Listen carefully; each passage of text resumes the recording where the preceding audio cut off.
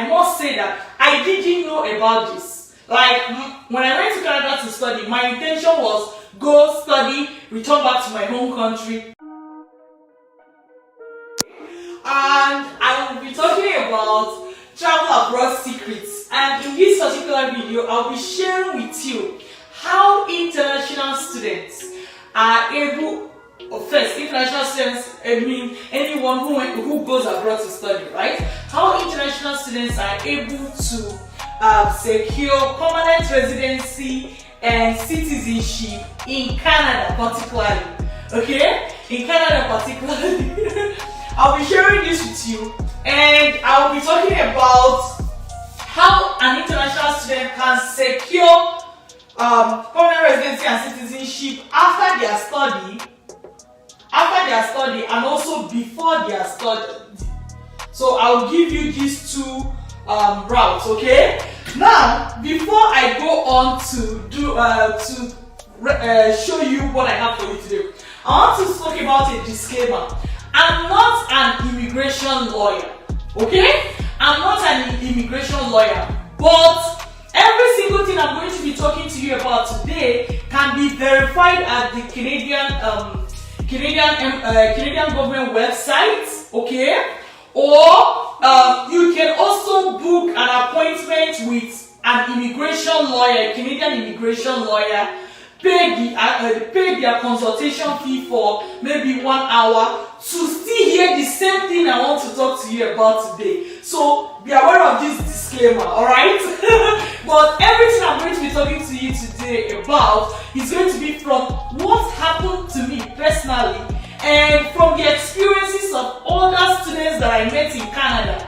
Okay, so before I went to Canada to study, so in terms of Canada, it means you go to Canada to study, right? And I have a lot of students that have assisted with getting admission and scholarship, because that's what my company does, Vantage Migration. That's what we do. We assist students that want to go abroad to study on how to secure admission and scholarship. But oftentimes, I've had these questions from either clients or prospective clients saying, oh, they have heard that if one goes to Canada to study, same with many other high-income countries. Anyways, they say, in particular today, we're talking about Canada, they said, so ask me, I've heard that if somebody goes to Canada to study, they can actually get permanent residency and citizenship, and I say yes. This is why I'm making this video for you today. So first, when you are studying, let's go with after your study, how you can do it after your study. When you study in Canada, Canada usually provide you with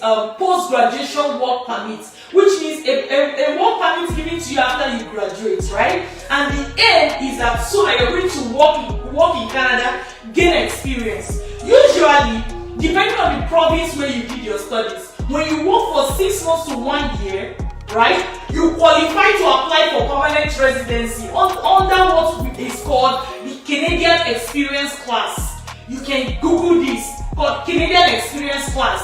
You check it on Google, you are going to see it. It's a legal route through which students in Canada or students who studied in Canada can apply and get permanent residency.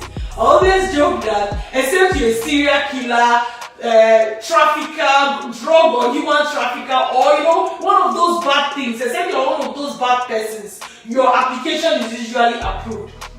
Now, depending on how long your study was, right, I'm not going to go into details so that I don't confuse people who are not very good with understanding like very small details. Depending on how long your study is, you are within 2 to 3 years, depending on how long your study is, within 2 to 3 years, after you get your permanent residency, you actually qualify to get Canadian citizenship. Of course, provided you've been inside the country, working, doing school, and working and doing every other thing, right? And you've not committed any crime. I know you've not committed any crime, my dear.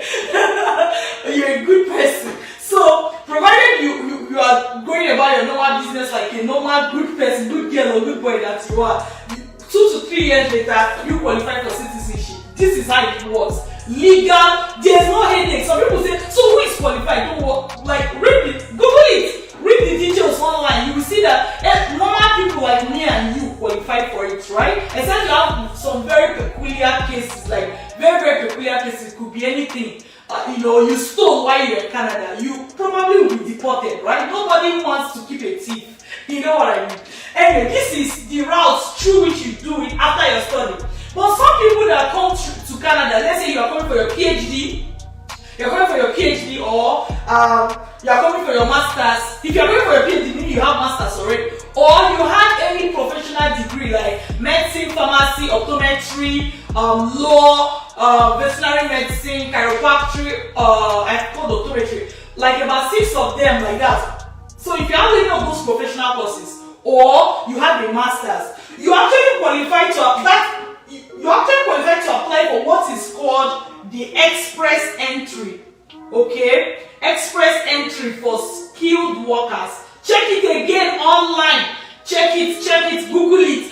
So if you have masters or any of those professional programs I mentioned, you qualify to apply for express entry. So what a lot of students do is that when they come to Canada to study and they have any of these masters or professional residency, I know I've said it one time in my in one of the videos I made, and some people were like, how are you able to do that? Okay, now you know the secret. So I just want you to know that this is how students are able to get permanent residency and citizenship before or after they complete their study abroad, especially in Canada. And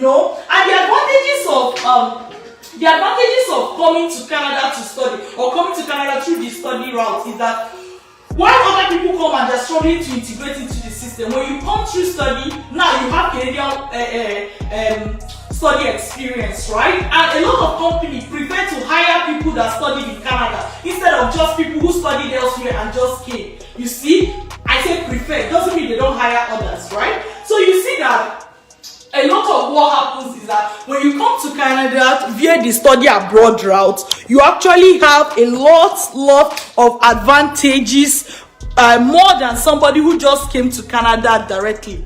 Okay, so my dear, this is the way for you to be able to secure permanent residency and citizenship via the study abroad route. And I'm saying that everything I've shared with you today was gotten through personal experience and the experiences of international students that I met in Canada. And before I left my country to Canada to study, I never knew that this information existed.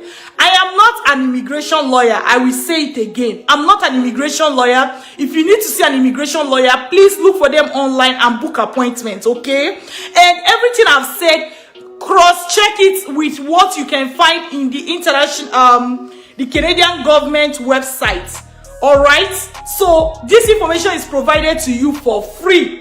I'm not asking you to pay for it, right? It's provided to you for free. But I found it important to make this video because a lot of people keep asking me that question. How long am I going to shy away from disclosing this secret to you, my dear? So until I see you again, if you are watching me right now, feel free to follow. If you want more information, feel free to follow us on Instagram at drlindaihemetravels, DRLINDAIHEME, or on Facebook, Dr. Linda Iheme, the same spelling, or on YouTube, Dr. Linda Iheme TV.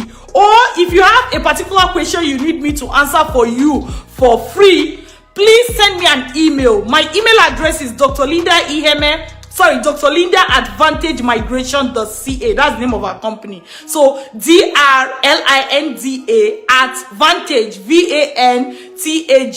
migration, MIGRATION.ca. And I believe that this information today has gone a long way to open your eyes to why a lot of people are choosing study abroad instead of normal travel routes like express entry, provision or mini, or other programs that Canada has to be able to welcome people. So my dear, share this video and let other people benefit from